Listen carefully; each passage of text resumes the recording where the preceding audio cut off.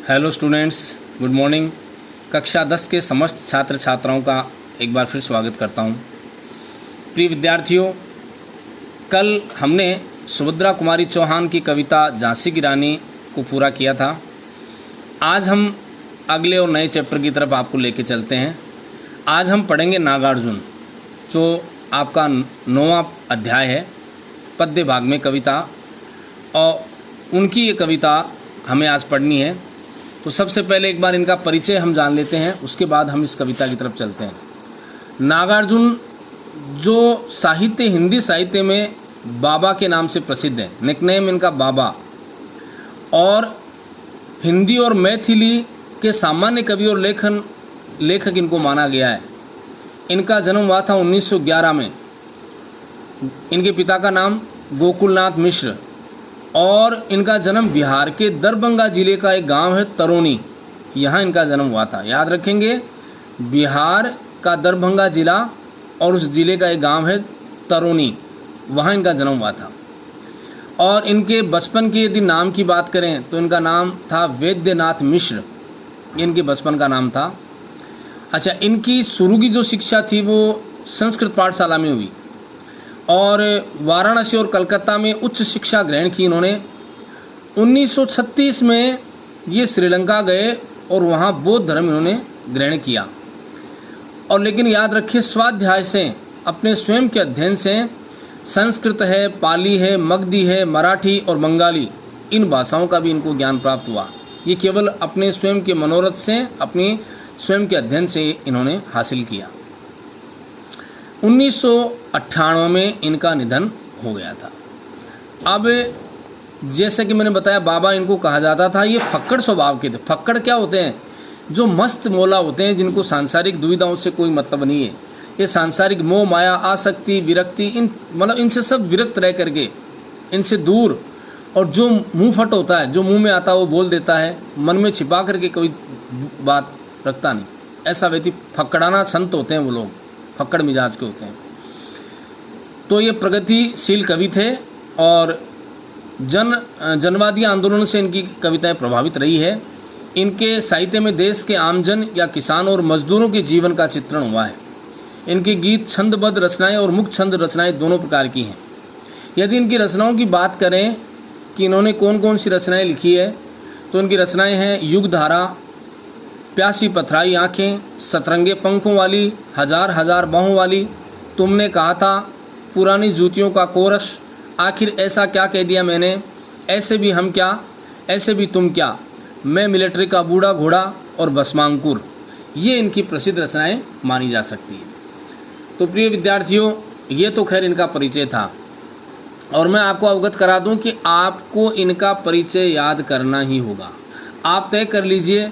वैसे तो मैं कहना चाहूँगा गद्य और पद्य दोनों के ही परिचय आपको अच्छी तरह याद होने चाहिए, लेकिन चूंकि आपके विकल्प के रूप में एक प्रश्न देते हैं कि या तो कवि का परिचय कीजिए आप, या फिर लेखक का। 4 नंबर का ये प्रश्न आता है, इसलिए आपको बहुत सहजता से और बहुत इत्मीनान से इनको याद करना जरूरी है। आइए अब हम इनकी कविता जो आपकी पाठ्य पुस्तक में दी है उसकी चर्चा कर लेते हैं। आपको बहुत सावधानी से एक एक शब्द को सुनना है। वैसे बहुत इजी कविता है, कोई कठिन नहीं है, लेकिन फिर भी आपको बहुत अच्छी तरह सुनना चाहिए। इन्होंने आपकी पाठ्य पुस्तक के माध्यम से 2 कविताएं लिखी हैं। पहली कविता है जिसका शीर्षक है कल और आज। पहले संक्षेप में ये जान लो कि इन कविताओं में आया क्या है। कल और आज जो कविता इन्होंने लिखी है उसमें क्या चीज़ आई है। इसमें कल और आज में ग्रीष्म ऋतु, जो ग्रीष्म ऋतु होती है वो बड़ी नीरस होती है। उस ऋतु से प्रत्येक जीव जंतु, प्राणी, वृक्ष, पौधे, पेड़ सब दुखी रहते हैं। तपा हुआ शरीर सबका, प्राणियों का, जीव जंतु सब बेचैन, और ऐसी स्थिति में हर कोई इच्छा रखता है कि इस समय आकाश से काले बादल उमड़ घुमड़ के आ जाएं और बरसने लगें तो कितना आनंद आ जाए। तो गर्मी का अरुचिकर और तपन भरा वातावरण, उसके बाद आने वाली जो ऋतु है वर्षा, उसका जो सुखद मनोरम दृश्य है उसको चित्रित किया लेखक ने। कवि कहते हैं कि जो ग्रीष्म ऋतु की तपन से जूझते प्राणी, जो मन में एकदम दुखी रहते हैं, बेचैन रहते हैं, और वो ऋतु किसी को रुचिकर नहीं लगती, उसके बाद वर्षा ऋतु के आगमन पर प्रकृति का जो स्वरूप निखर के आता है वो अपने आप में अनूठा होता है। जहाँ देखो ठंडी हवाओं का चलना, आकाश से बूंदों का फुहार के रूप में सीकर छींटे, नन्हे नन्हे बूंदें, उनका गिरना, ठंडी हवाओं का चलना। ग्रीष्म में तपे हुए इंसान को जब ऐसा मृदुल वातावरण मिलता है तो उसका भाव, उसका मन एकदम से आनंद से विभोर हो जाता है। और साथ साथ में प्रकृति का सानिध्य, वर्षा तो होती है, उसके बाद आकाश से जो होने वाली वर्षा, उसमें उसके गिरने से प्रकृति में कहीं देखो वृक्ष हैं, पौधे हैं, पुष्पित और पल्लवित होने लगते हैं, और कहीं झिंगुरों की झंकार है, कहीं पपीहे की आवाज़ है, कहीं शीतलता के झोंकों के साथ मोरों की कूक, मोर जब बोलते हैं तो वो इस प्रकार से बेचैन और त्रस्त, ग्रीष्म से त्रस्त व्यक्तियों के हृदय में नई जान फूंक देते हैं। अब ये तो हो गया इसका मुख्य अर्थ, लेकिन इसका भावार्थ क्या है? ग्रीष्म ऋतु का मतलब हो गया कि शोषित और अभावग्रस्त लोग, जो प्रभावशाली लोग हैं, पूंजीपति लोग हैं, इनके द्वारा दिए गए कष्टों से त्रस्त हैं, इनके द्वारा दिए गए, ये किस प्रकार से अपने अभावों से जूझते हैं। ऐसा एक वर्ग है गरीब वर्ग। वो गरीब वर्ग अभावों से, चुनौतियों से और शोषण से किस प्रकार जूझ रहा है। लेकिन वर्षा ऋतु का आगमन एक परिवर्तन का सूचक है। वर्षा ऋतु के आगमन का मतलब यहाँ हो गया कि जो शोषित हैं, जो दलित वर्ग हैं, जो कमज़ोर हैं, जो बैकवर्ड लोग हैं, तो वर्षा ऋतु का आगमन का मतलब हो गया कि उनके अंदर एक प्रकार से जागरूकता आना। वो जो अब तक शोषण के शिकार होते रहे हैं, अब उनमें एक नई जागृति फूट पड़ी है, नई चेतना का संचार हुआ है। तो शोषण को अब धत्ता बताने वाले हैं, शोषण की उस स्थिति को अब वो दूर करने वाले हैं। तो ये कविता का मूल भाव था, और इसमें परिवर्तन की पूरी बात कही गई है कि शोषण से त्रस्त व्यक्ति अब उस जीवन से परिवर्तन चाहते हैं। तो वो किस प्रकार चाहते हैं, आइए अब कविता के माध्यम से आपको बताने का प्रयास करता हूँ। कल और आज कविता अपनी पाठ्य पुस्तक में आप बहुत सावधानी से ध्यान दीजिए, बिल्कुल सरल कविता है, आपको समझना है। अभी कल तक गालियाँ देती तुम्हें हताश खेतीहर। अब देखो कि अब ये प्रकृति को सब गालियाँ, ये प्रकृति में ये वातावरण इतना ग्रीष्म से तप्त है, गर्मी से सब कुछ तपा हुआ है, और किसान की तो आशा ही वर्षा है। वर्षा होने से ही उसके हृदय में आनंद आता है, उसके मन मस्तिष्क में शांति प्राप्त होती है, क्योंकि उसकी जो बंजर भूमि है, रूखी सूखी भूमि है, वर्षा का निर्मल जल गिरने से वो पवित्र हो जाती है। अब उसमें हल चलाने को उसका मन होता है, और हल चलाने के बाद उसमें जो लहलहाती फसल उगती है वो ही उस किसान का सच्चा धन होती है। तो अब तक खेतीहर जो मजदूर थे या किसान थे, वो इसको प्रकृति को गालियां दे रहे थे, इस ग्रीष्म को गालियां दे रहे थे कि कितना नीरस मौसम है, कितना बेचैन करने वाला मौसम है, खेती सूख चुकी है, चारों तरफ त्राहिमाम मचा है, संकट में सभी प्राणी पड़े हुए हैं, वृक्ष पेड़ पौधे सब मुरझा गए हैं, उनका रूप भी मुरझा गए हैं। तो ऐसी स्थिति में अभी कल तक धूल में नहाते गोरियां के झुंड, अभी क्या जल स्नान तो है नहीं, तो धूल स्नान करते थे। गोरैया जो चिड़िया होती है, पक्षी होता है, वो धूल में नहाती थी। यानी अब तक कहीं कोई वर्षा का नामो निशान नहीं है, मिट्टी में ही अपने तन को सन लेने का प्रयास करती, कहीं आशा की कोई किरण दिखाई नहीं देती।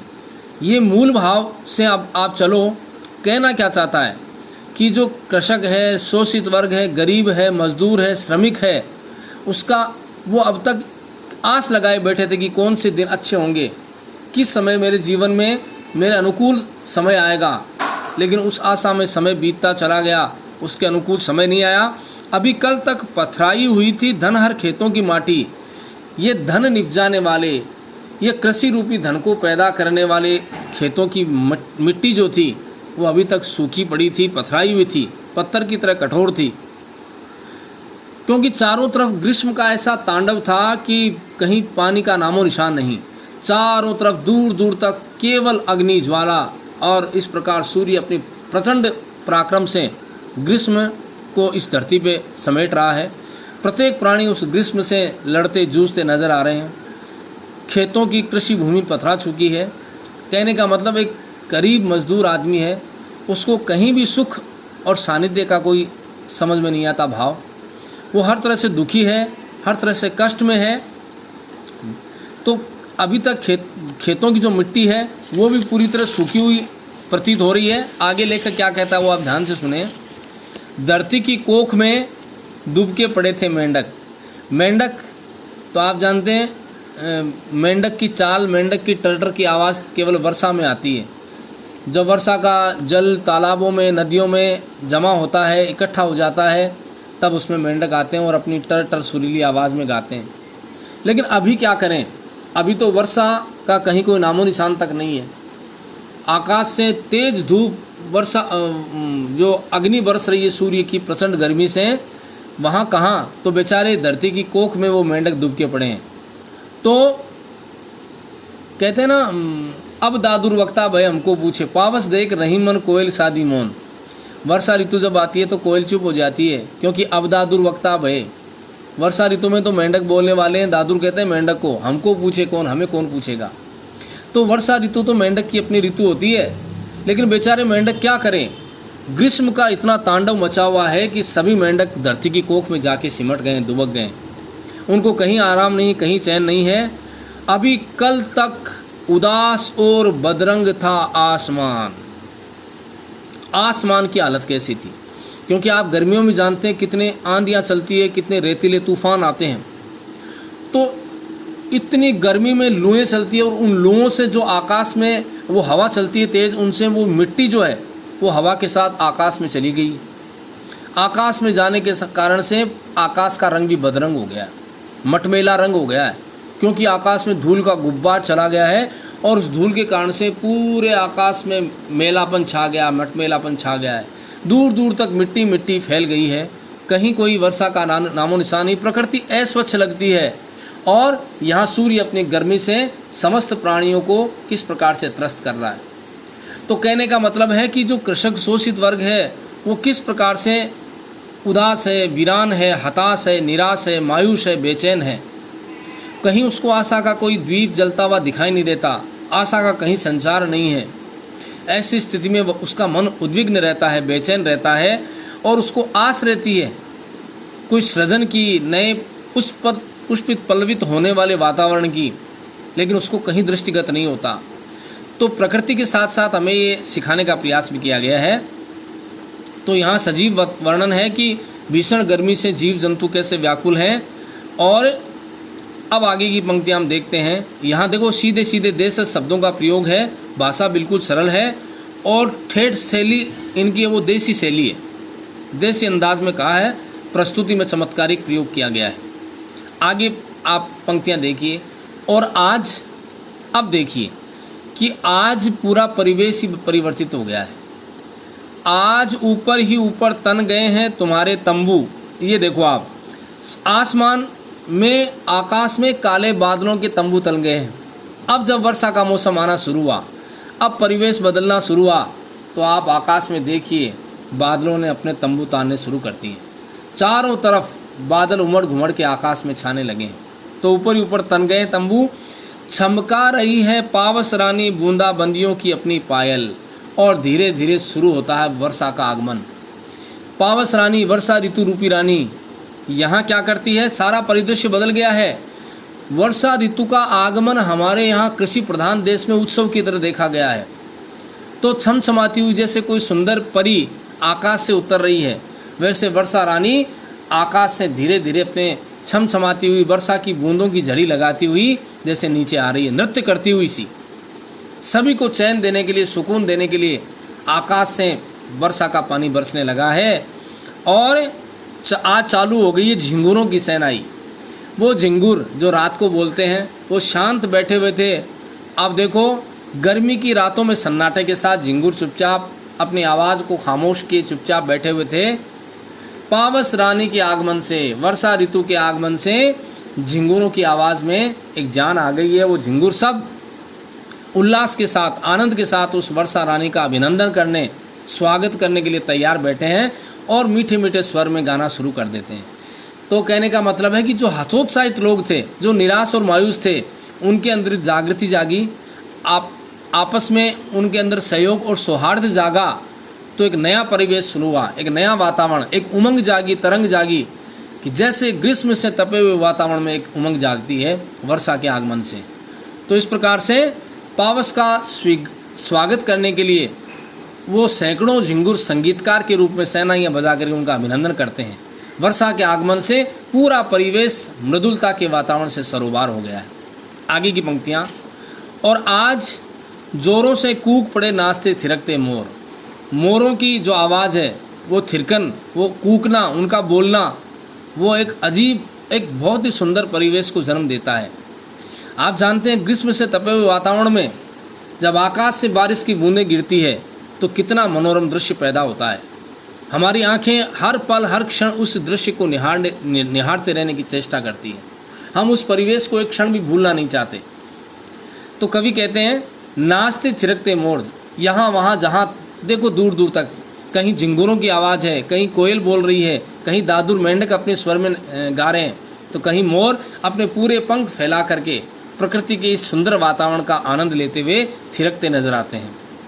और आज आ गई वापस जान दूब की झुलसी सिराओं के अंदर। सिराएं, नसें, दूब के जो भाग थे, सिराएं थी, वो झुलसा चुके थे। एकदम झुलसने के कारण से, गर्मी के कारण से उनका परिवेश सूख चुका था, सिराएं एकदम मुरझा चुकी थी। आज बारिश का पानी गिरने से उन सिराओं में एक नई जान आ गई, एक नया जोश, एक नया उमंग और हरितिमा उनमें से फूटने लगी है। जो यानी वो लोग जो असहाय पीड़ित महसूस कर रहे थे, आत्म भाव जागा, सम्मान का भाव जागा और विद्रोह का भाव जब जागा इन शोषितों के प्रति, तो उनके अंदर एक नई जान फूंक गई है। अब विद्रोह करने का स्वर उनके अंदर जाग उठा है। तो और आज दूब की झुलसी सिराओं में जो जोश जागा है, तो आज विदा हुआ चुपचाप ग्रीष्म समेट कर अपने लाव लश्कर पूरा सामान, यानी सेना ताम झाम लेकर के जो ग्रीष्म आया था कि मैं सबको जला के राख कर दूंगा, मैं पता नहीं कितना ज़्यादा भयंकर रौद्र रूप में आऊँगा, सबको झुलसा के रख दूंगा। लेकिन वर्षा रानी के आने के बाद, वर्षा ऋतु के आने के बाद सब कुछ जो ख्वाब थे उस ग्रीष्म के, वो तहस नहस हो गए, धरे के धरे रह गए। क्योंकि वर्षा ऋतु के आगमन के बाद पूरा परिवेश आनंद से सरोबार हो गया और ग्रीष्म को अपना लाव लश्कर, ताम झाम जो कुछ था उसके पास, क्या था उसके पास, गर्म लुएँ थी, गर्म लपटें चल रही थी, प्रत्येक पौधा, जानवर, प्रत्येक प्राणी, पक्षी सब एकदम उससे जल रहे थे, एक से सब बड़े दुखी थे, कष्ट में थे। लेकिन सारा का सारा ताम झाम अब उसको समेटना पड़ा उस ग्रीष्म को, क्योंकि अब वर्षा रानी ने पूरी भावना के साथ अपना डेरा डालना शुरू कर दिया है। धीरे धीरे आकाश से, झिनी झिनी आकाश से बूंदें गिरना शुरू हो गई है। अभी तो ये शुरुआत है, उसके बाद धीरे धीरे जब इसका दायरा बढ़ेगा, वर्षा अपने पूरे परवान पर होगी, तो देखना किस प्रकार का सुंदर वातावरण बनता है।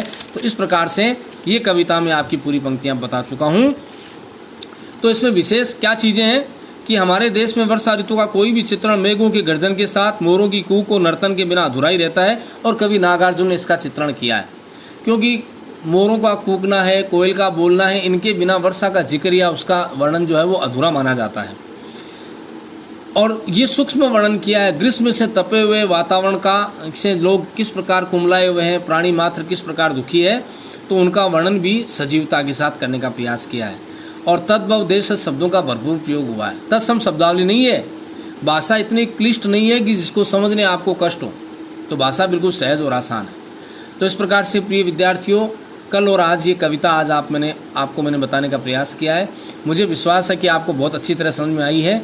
आपको बहुत अच्छी तरह इसको समझना है और इस कवि का जीवन परिचय करना है, और साथ ही साथ इस कविता का भावार्थ और अर्थ आप अपनी पाठ्य पुस्तक में सुंदर अक्षरों में करेंगे, ऐसा मेरा विश्वास है। मैं एक बार पुनः सभी को धन्यवाद देता हूँ। Thank you.